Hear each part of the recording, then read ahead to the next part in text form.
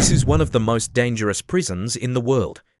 It's called a mega prison. It's located in El Salvador and holds 40,000 people under incredibly strict conditions. Even the US now sends migrants there. But this prison was built for a completely different purpose. Not long ago, El Salvador was the most dangerous country in the world. It had the highest murder rate. Today, it's a modern state and a popular tourist destination. People pay in Bitcoin here. It hosts the Miss Universe pageant, and it's now the safest country in the Western Hemisphere, with fewer murders than Canada. The reason for this transformation: this man Nayib Bukele, the youngest and most popular president in all of Latin America, a social media star who calls himself the world's coolest dictator. His approval rating is higher than the Pope's.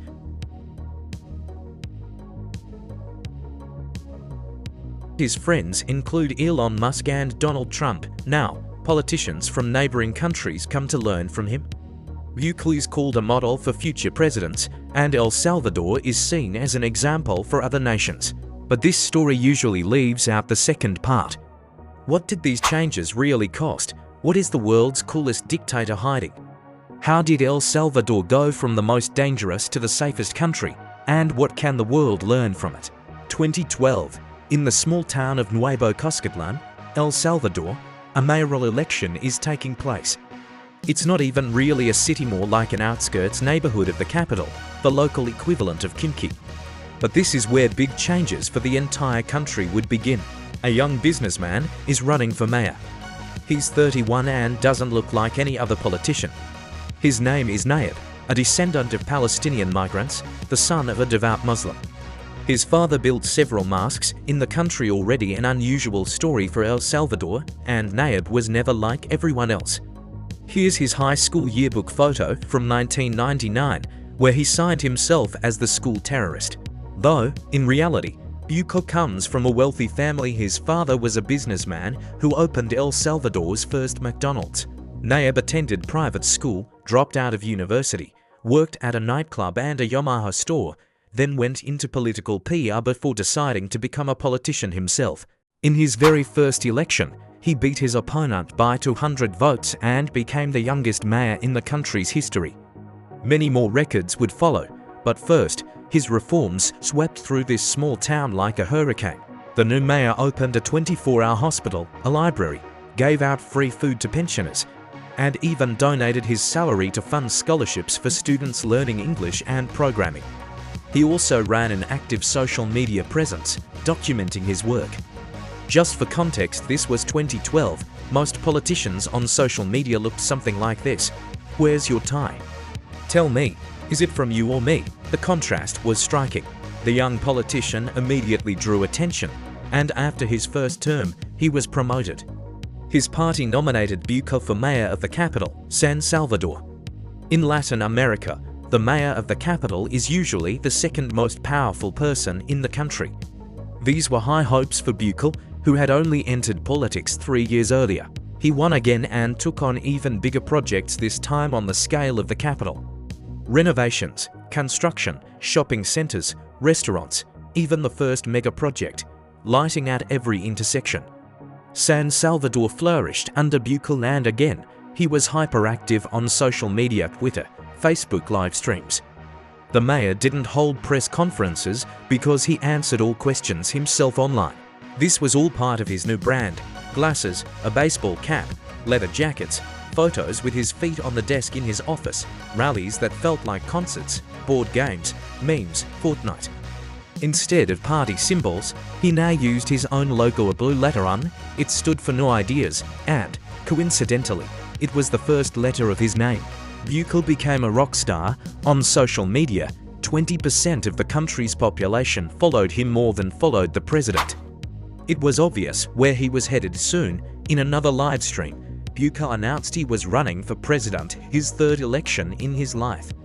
He promised to fight corruption. His slogan: "There's enough money if no one steals." Of course, he ran his entire campaign on social media. He didn't even travel the country. But it was enough to win for the third time.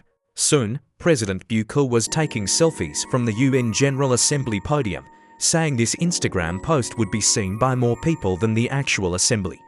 He looked like a president from the future. Times had changed now, politicians behaved like this. So in El Salvador, everyone was eagerly awaiting change. The new president promised to build a modern country that would leave the past behind. But El Salvador's past was far from pleasant, and understanding it is key to grasping everything that followed. For half of the 20th century, El Salvador was ruled by a military junta, fairly brutal regime. By the 1980s, people had grown tired of it. Socialist ideas became popular, typical story for Latin America. You've probably heard about Cuba, but neighboring Nicaragua also saw socialists come to power. In El Salvador, leftist rebels decided to overthrow the government. A civil war broke out. The rebels were indirectly supported by other socialist countries, while the regime was heavily backed by the US. Ronald Reagan was a staunch anti-communist who didn't want another Cuba next door. This somewhat resembles Argentina's history. I made a separate video about that if you're interested. In El Salvador, the civil war lasted 12 years. 75,000 people died, even more disappeared, and a quarter of the population fled. It was one of the darkest chapters in the country's history. But it ended with the Cold War. The rebels and the junta signed a peace deal. Each side formed its own party, and they continued fighting each other politically. But while these two parties battled for power, the country remained poor and broken. Corruption flourished, crime was rampant. El Salvador was so poor that 16% of its GDP came from remittances, money sent back by those who had left. This was the country Nayib Bukele now ruled. He promised to change everything, but his plans didn't sit well with the two old parties he had taken their power. All they had left was parliament, which they still controlled, refusing to allocate funds for reforms. The millennial president's fairy tale had collided with the harsh reality of Central American politics. But at this moment, Nayib Bukele showed he wasn't just a Twitter politician if needed. He could take what he wanted by force. The president showed up to a parliamentary session with soldiers, then pushed through reform that gave his supporters a majority. A bold move, no doubt, but it looked like a power grab. Many condemned the president's actions, but Bukele didn't care about bad PR. What mattered wasn't what they said about him, just that they were talking. So he leaned into it. He started posting in English on social media and wrote in his bio, "The world's coolest dictator." 20 years ago, he trolled his classmates. Now he was trolling the whole world. For anyone else, this would have been career suicide, but Bukele turned it into a PR stunt. He wanted to attract investors because he had already come up with his most ambitious project yet. The president began turning El Salvador into a crypto state. Bitcoin ATMs appeared.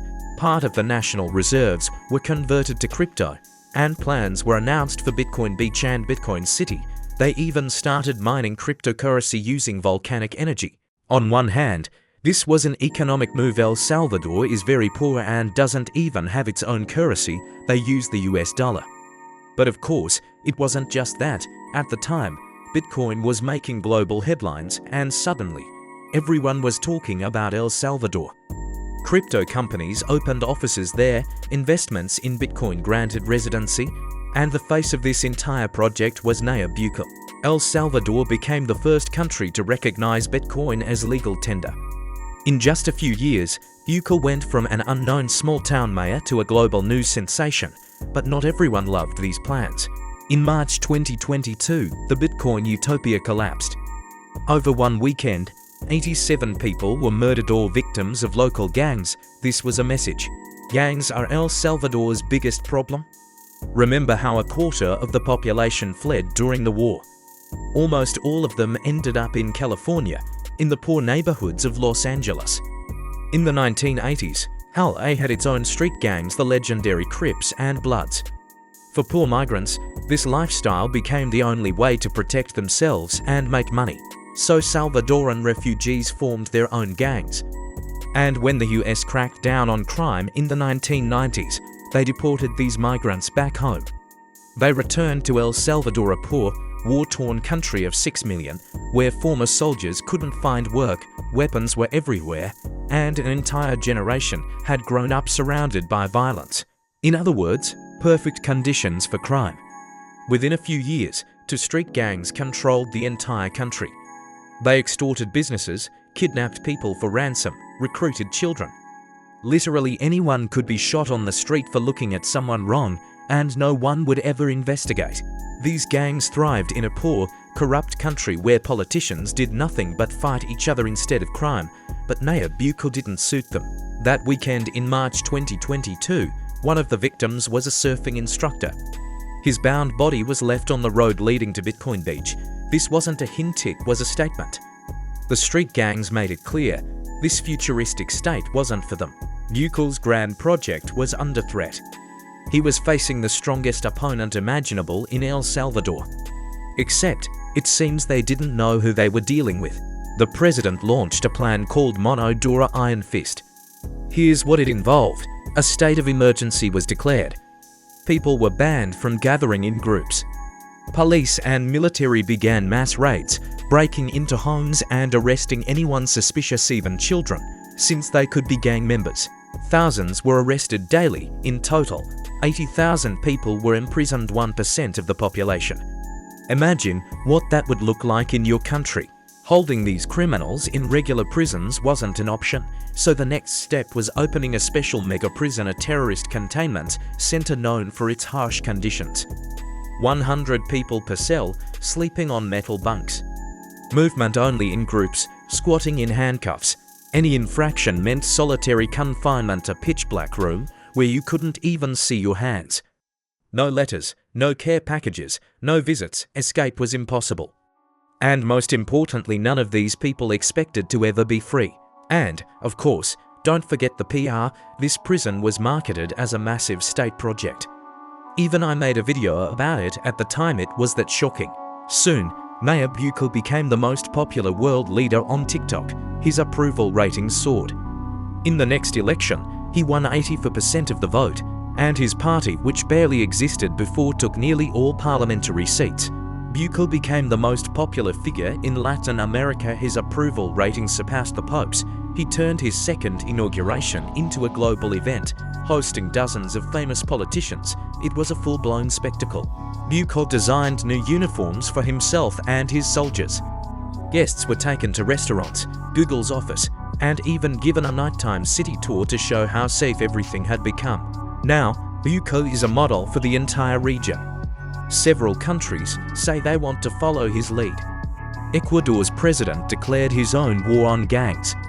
Argentine ministers go to El Salvador for training. Honduras is building two mega prisons. Costa Rica, Guatemala all see Bukele as an example. Even Tucker Carlson asked, why can't the US do the same? Bukele is friends with Elon Musk, and Donald Trump recently struck a deal to send migrants deemed criminals by the US to El Salvador, calling it a prison. The president of a poor country of 6 million became a global figure, a key ally for Trump in the region and a model for other nations. All thanks to the harshest crackdown on crime imaginable. But there are things this story usually leaves out because every coin has two sides. Yes, this approach worked. Murders plummeted, crime dropped. The country is now safer than Canada. Fewer people are emigrating, businesses are opening. Parks are full, tourism is booming. A country once known only for war, corruption, and crime is now a capital of coffee, surfing, and volcanoes. But people forget a few key details. The state of emergency, initially declared for a month, has been extended 28 times. It's still in effect. Hundreds have died in the mega prison from brutal conditions. None of them had a real trial. Among the tens of thousands imprisoned, many are likely innocent. El Salvador now has the highest incarceration rate in the world by percentage. Crime was already falling before Bukele became president. Journalists found that murder statistics may have been manipulated. For example, buried bodies no longer counted. Rumors say Bukele initially made deals with gangs to artificially lower crime stats, which is why he now wants the US to extradite gang leaders who might know about this. The prosecutor investigating this was fired. Also, Salvadoran gangs aren't like Mexican cartels, they're street criminals extorting businesses. Crushing them was easier than fighting organized crime elsewhere. But most importantly, a brutal war on crime doesn't guarantee a happy future. The economy isn't delivering. The Bitcoin dream failed. No one actually uses crypto. Investors left, money dried up. El Salvador had to ask the IMF for help, but they demanded Bitcoin be dropped. Even Bukele's flashy projects often backfire. The town where his career began is now deep in debt. Finally, in just a few years, Bukele has consolidated all power: parliament, courts, military, everything serves him. The constitution bans presidents from serving more than one term, but Bukele replaced judges in time. Now he's on his second term and eyeing a third. This isn't just about El Salvador. Bukele represents a new generation of politicians, social media, crypto, running a country like a business. He ignores criticism, responds with decisive action. Such leaders are rising globally, especially in countries where old elites fail to solve problems. But if you don't like a company's management, you can quit. How do you quit a country? So when it comes to the world's coolest dictator, some focus on coolest, others on dictator. What do you think? Comment below and subscribe to the Telegram channel for more.